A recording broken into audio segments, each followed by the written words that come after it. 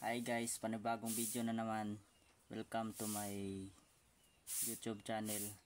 At sa ngayon ituturo ko kung paano pabilisin at palakasin ang iyong motor gamit tong stock na carb ng inyong mga motor. Carb po ito ng City Badja 125 at ituturo ko kung paano palakasin ang iyong mga motor kahit naka racing CDI ka, racing ignition, triple spark plug ang gap. Okay na yan, goods na yan. Gamit lang itong stock na carb. Ito.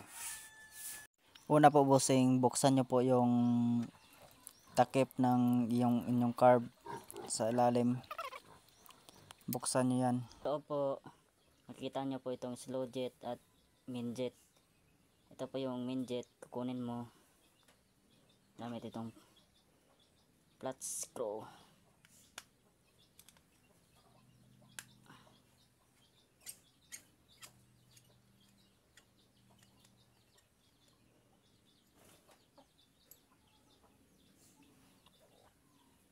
At ito po boss, ipasok mo yan yung main jet mo dito at saka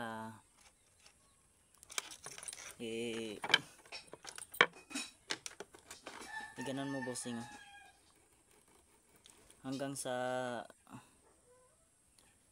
lumuwag yung ito, bangag, ganon ka laking bangag boss, para malakas yung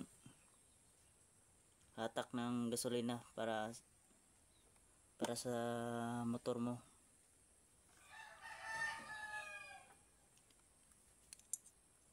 At wag mo na ring isipin na matipid sa gasolina yung motor mo. Kay malakas ng motor mo. Malakas talaga to sa gasolina tong malakas na motor mo. Tong carb na to pag ito gawin mo. Goods yan bossing.